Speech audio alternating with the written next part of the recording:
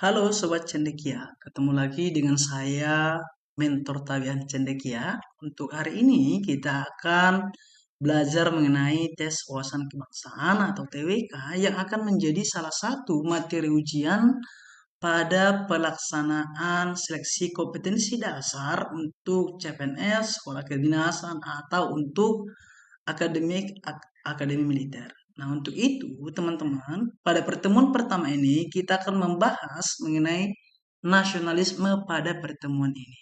Jadi, teman-teman silahkan dukung channel kita dengan cara like, subscribe, dan share untuk teman-teman kalian yang sedang berjuang untuk seleksi CPNS tahun 2026, untuk sekolah kedinasan 2026, dan juga untuk SKD Akmil tahun 2026. Teman-teman, hari ini kita akan membahas TWK untuk part yang pertama. Oleh karenanya, supaya teman-teman tidak ketinggalan, tetap pantau dan ikuti akun media sosial kita. Nah, hari ini kita akan membahas mengenai TWK seperti yang saya sampaikan tadi. Jadi ada 4 materi penting di dalam TWK, teman-teman. Apa dia? Ada nasionalisme, ada integritas, ada bela negara, dan ada pilar negara.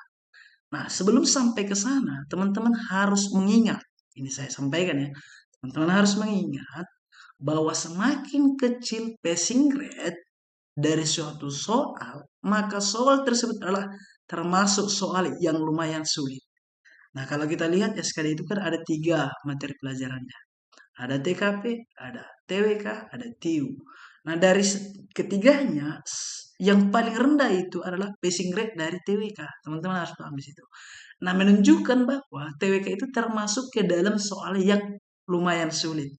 Tetapi meski lumayan sulit, kita punya obat untuk penangkalnya.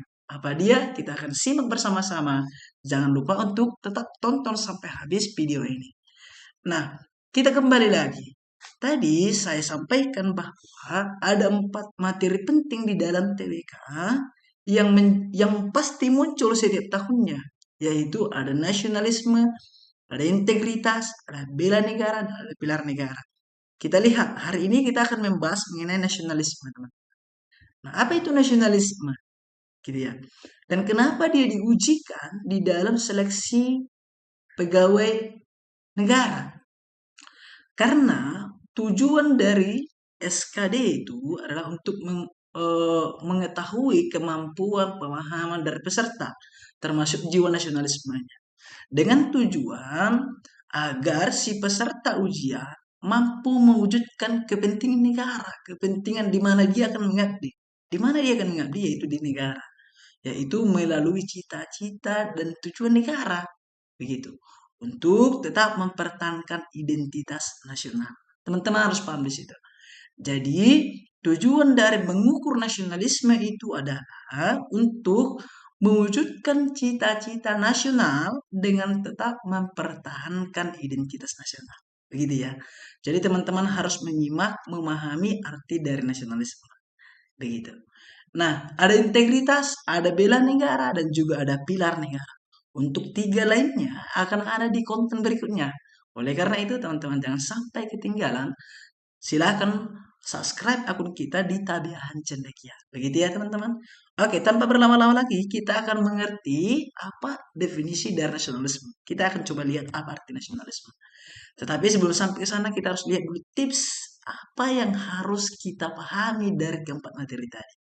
Tadi kan ada 4 materi itu, ada nasionalisme, ada bela negara, ada pilar negara. Nah, intinya dari keempat materi tersebut, ya kan, yang perlu diperhatikan adalah tergantung kepada pertanyaan akhir. Jadi kan dari sekian banyak nanti pertanyaan, ada pertanyaan di akhir. Ada stimulus namanya, stimulus itu semacam ilustrasi, lalu di ujungnya akan muncul pertanyaan. Untuk keempat tipe soal yang tadi, teman-teman perhatikan ya, harus memperhatikan pertanyaan terakhir. Ada beberapa soal yang dia memang menjebak, teman-teman. Ya kan? Kadang kita tidak membaca utuh tuh. Karenanya di soal itu ada yang menyelipkan kata seperti tayangan ini. Ada yang bertentangan dengan soal. Kalau bertentangan dengan soal berarti yang tidak sesuai dengan soal atau kebalikan soal begitu ya kan. Kemudian ada kata yang sesuai dengan kondisi saat ini. Kalau kondisi saat ini kita harus tahu kondisi saat ini maksudnya apa. Kondisi saat ini dalam konteks misalnya globalisasi, dalam konteks bencana alam yang lagi-lagi hangat dibicarakan sekarang.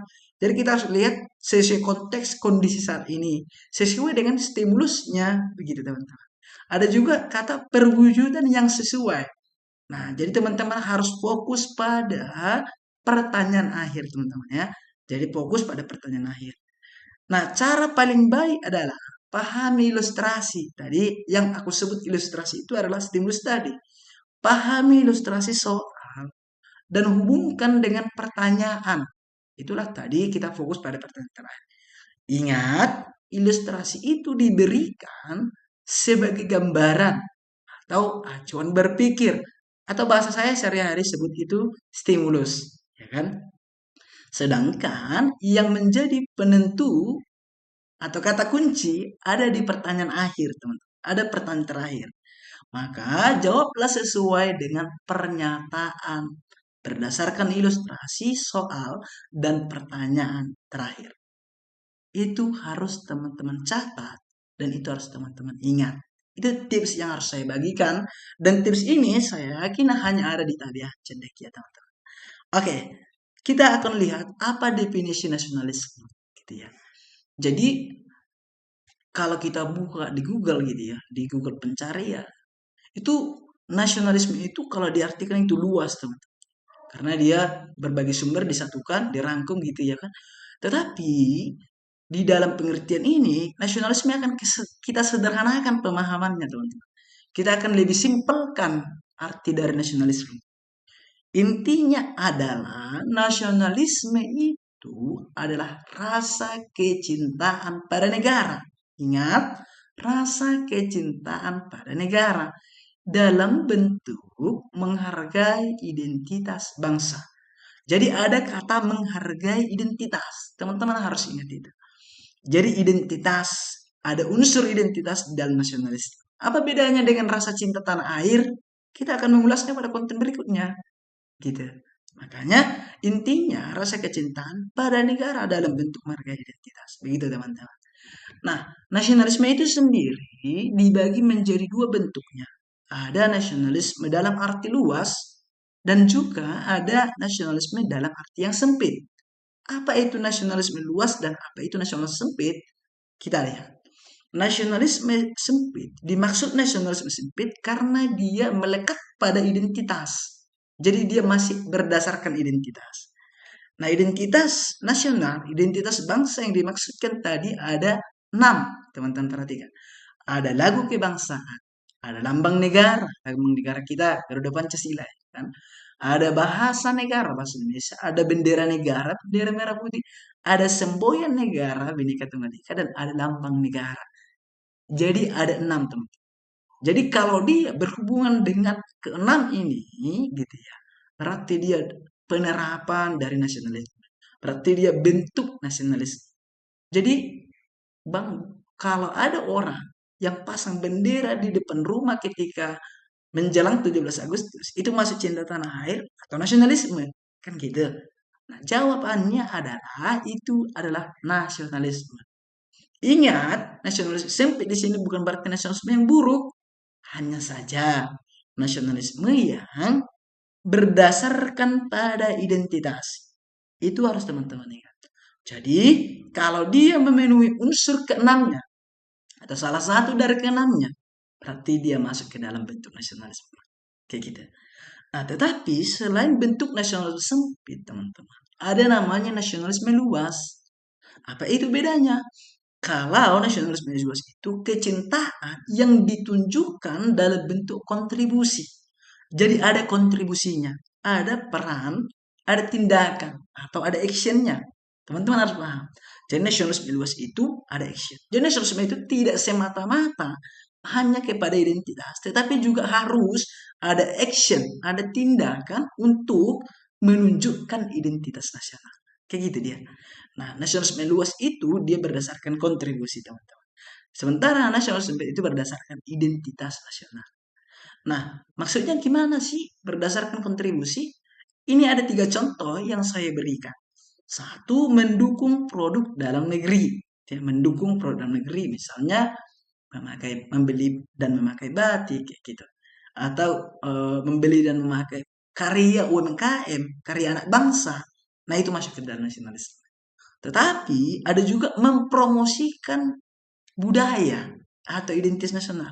Jadi identitas nasional itu teman terbentuk karena adanya budaya-budaya yang beragam. Itulah identitas. Kalau kita artikan kan identitas itu adalah ciri khas yang membedakan satu orang dengan orang lain. Maka identitas itu adalah yang membedakan negara kita Indonesia dengan negara lain. Itu maksudnya teman-teman. Nah, jadi mempromosikan budaya, misalnya tarian, ya kan, pakaian, apalagi ya, tradisi kita keluar atau ke internasional itu bagian dari nasionalisme dan juga mendukung kemajuan bangsa itu masuk ke dalam nasionalisme. Misalnya menggunakan teknologi untuk menunjang pendidikan di dalam negeri. Nah, itu bentuk-bentuk nasionalisme. Jadi intinya dia harus mengandung pada identitas tadi. Jadi itu inti dari nasionalisme. Jangan lupa teman-teman boleh screenshot, boleh simpan materi ini, boleh dicatat kembali agar teman-teman tidak lupa untuk teman-teman bisa pelajari kembali nanti. Oke? Oke, tanpa lama-lama kita akan lihat contoh soal nasionalisme. Simak baik-baik, berikan komentarmu di kolom komentar. Kira-kira jawaban yang benar itu apa? Gitu ya. Oke. Ini saya ingatkan lagi fokus TWK yang pertama. Kita akan ada fokus TWK berikutnya. Gitu ya. Nah, kita lihat soal nomor 1. Nasionalisme merupakan suatu ideologi atau doktrin yang menekankan pada pentingnya kesetiaan, identitas, dan persatuan suatu bangsa. Konsep ini juga menunjukkan penghargaan terhadap identitas nasional yang mencakup elemen-elemen budaya, bahasa, agama, dan nilai-nilai yang membentuk identitas nasional. Sebagai warga negara, kita harus menjunjung tinggi rasa nasionalisme. Hal tersebut dapat ditunjukkan dengan titik-titik. Teman-teman, silahkan berikan jawabannya di kolom komentar. Silahkan teman-teman berikan jawaban terbaik. Kira-kira apa jawaban benar? Mari kita lihat opsinya. A. Mengorbankan waktu dan tenaga untuk membantu dalam situasi darurat atau bencana alam. Seperti sekarang nih, misalnya Bang Peri Rewandi gitu ya.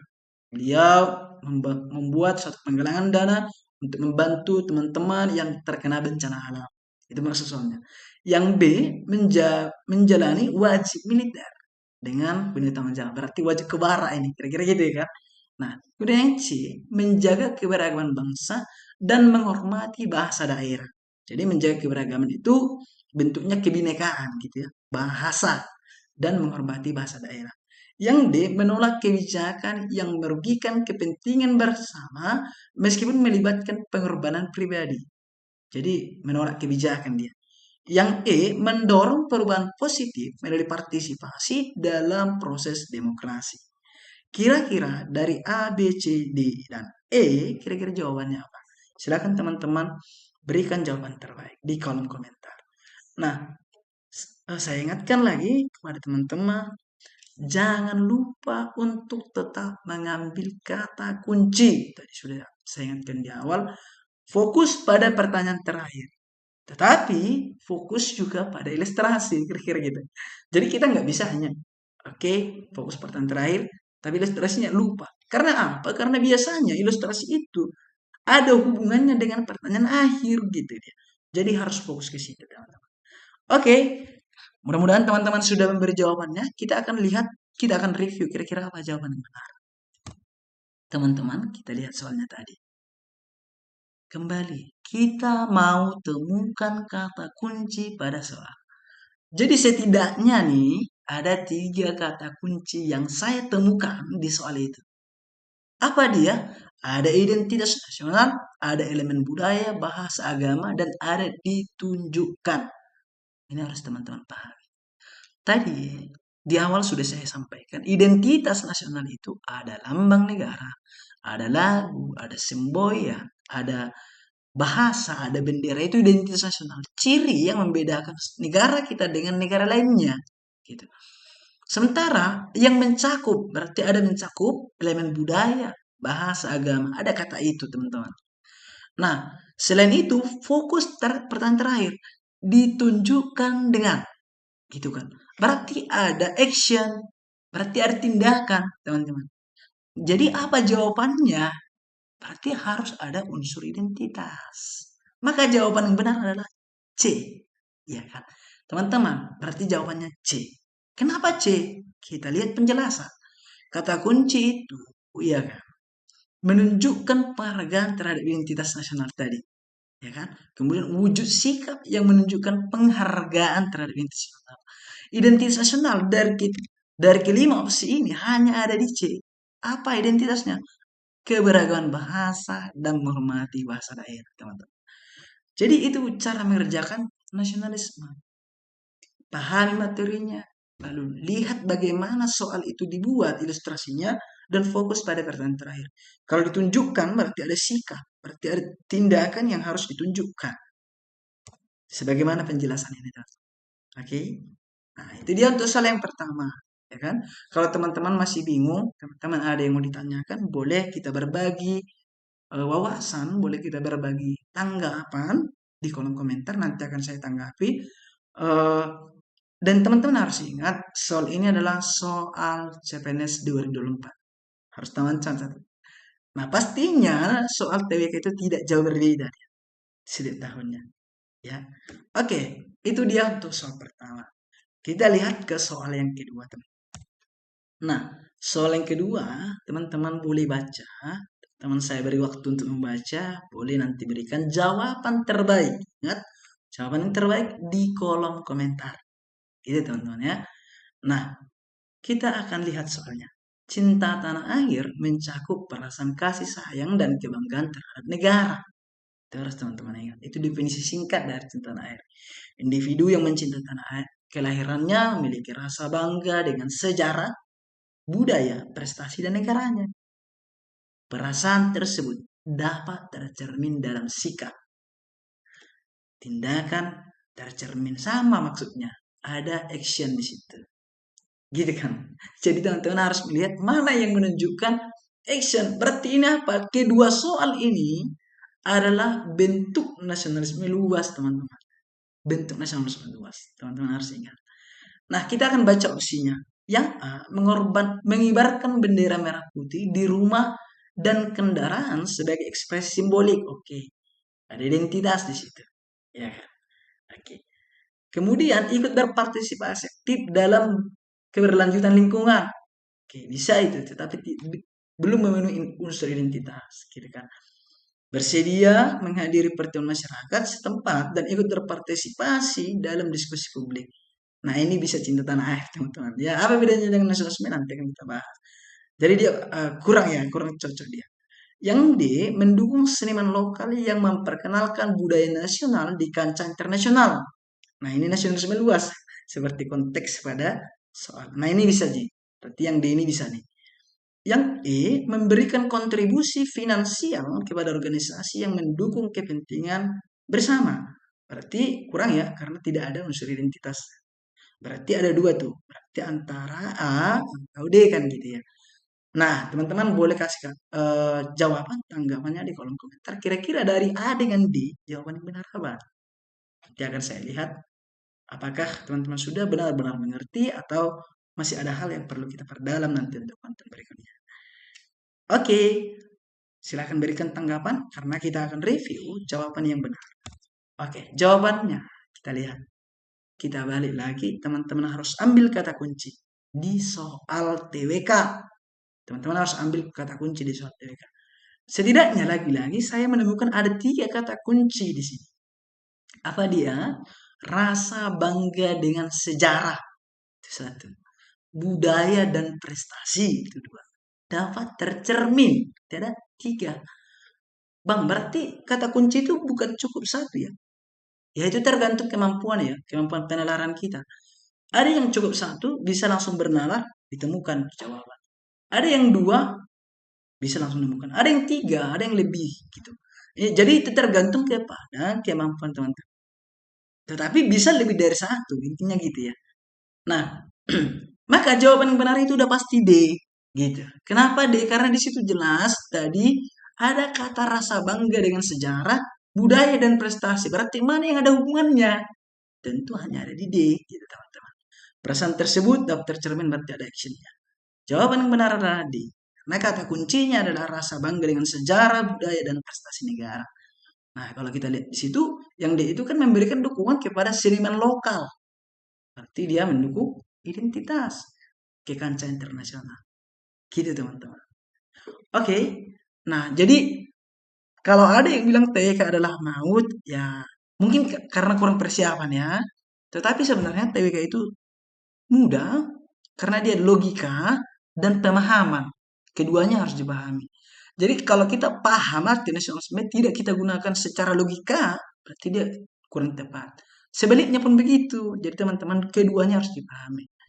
Untuk itu teman-teman, supaya pematangan teman-teman untuk SKD, CPNS tahun 2026, Sekolah Kedinasan 2026 dan juga Akademi Militer tahun 2026, kita akan lebih banyak sharing dari media sosial kita, tetap support kita karena kita akan terus upgrade gitu ya teman-teman. Kalau teman-teman tetap support gitu teman-teman. Nah, kalau teman-teman punya tanggapan, pertanyaan, boleh sampaikan di kolom komentar. Kita akan tanggapi satu persatu. Gitu teman-teman. Oke teman-teman, itu dulu untuk fokus TWK yang pertama ini. Kita akan perbanyak konten lagi nantinya. eh, Tetap semangat untuk persiapannya. Salam cendekia dan